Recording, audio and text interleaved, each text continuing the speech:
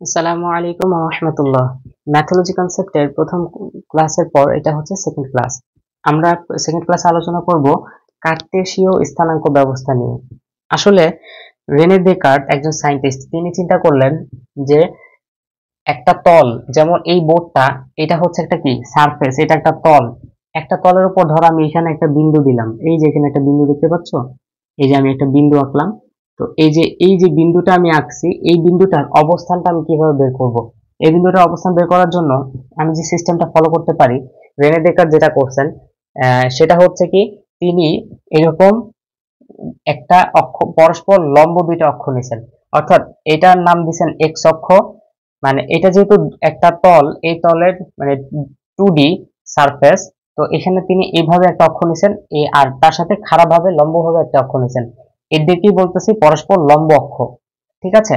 তো এই যে এই অক্ষটার নাম দিছেন এক্স অক্ষ, এই খাড়া অক্ষটার নাম দেওয়া হয়েছে ওয়াই অক্ষ।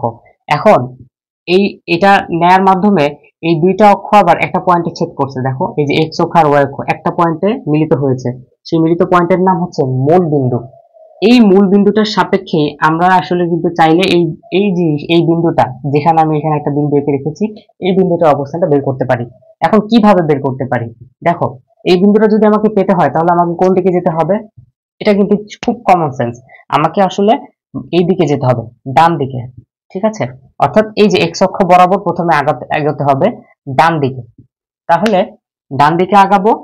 এখানে আমি লিখে রেখেছি 1 2 3, ধরো 3, এই অর্থাৎ 3 মিটার ধরো, এতটুকু আসলাম। এবং আবার হচ্ছে আমি যদি y অক্ষ বরাবর বলি, এই বিন্দু বরাবর আছে কত, 2, তাহলে হচ্ছে 1 2। ঠিক আছে? তার মানে হচ্ছে এদিকে 2 মিটার যাব, এদিকে 3 মিটার এসে এদিকে 2 মিটার। তাহলে কিন্তু কি আমি আসলে বলতে পারি, আগে আসবো 3 মিটার, তারপরে আবার উপরের দিকে যাব 2 মিটার, ডানে আসবো 3 মিটার, উপরের দিকে যাব 2 মিটার। তাহলে আসলে কি এই বিন্দুটার অবস্থানটা আমি পেয়ে যাব। এটাই ছিল কার্টেসীয় স্থানাঙ্ক ব্যবস্থার সিস্টেমটা। এখন এই যে আমরা এই বিন্দুটা পাওয়ার জন্য এক্স অক্ষ বরাবর ঠিক কতটুকু আসলাম, 3 মিটার, বা যেটা আমি বলতেছিলাম, এটাকে আমরা বলি আসলে ভুজ। ঠিক আছে? যেটাকে এক্স দ্বারা প্রকাশ করা হয়।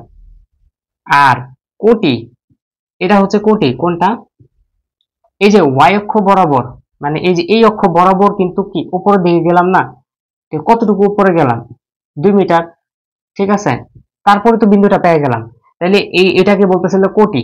তাহলে এটাকে একসাথে লেখা যায়, এই যে ভুজ কোটি।